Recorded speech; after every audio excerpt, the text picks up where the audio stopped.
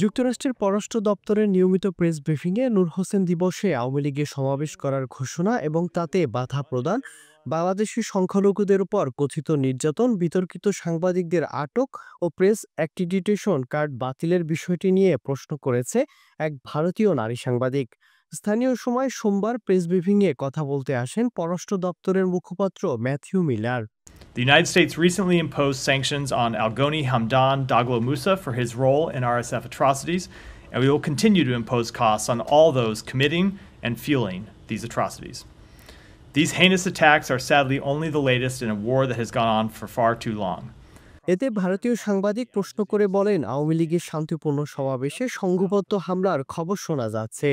নারীদের ওপর হামলা, সংখ্যালঘুদের ওপর হামলা, সাংবাদিকদের জেল এবং প্রেস অ্যাক্রিডিটেশন কার্ড বাতিল করা হয়েছে।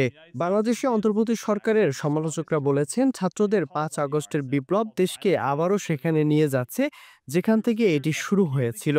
আমরা দেখেছি বেদান্ত প্যাটেল এসবে নিন্দা জানিয়েছে।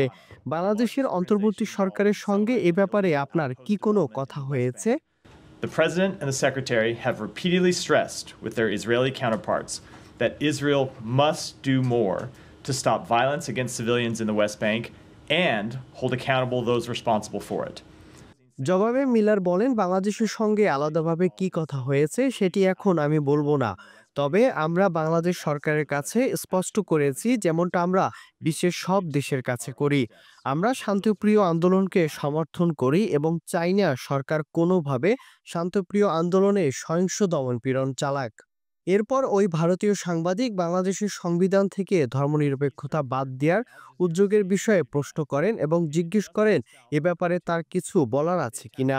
জবাবে মিলার বলেন, তিনি বিষয়টি টুকে রাখবেন এবং তাদের কিছু বলার আছে কিনা এটি ভেবে দেখবেন। Across eastern part of the Al Jazeera state. Miran Ahmed, SA TV digital.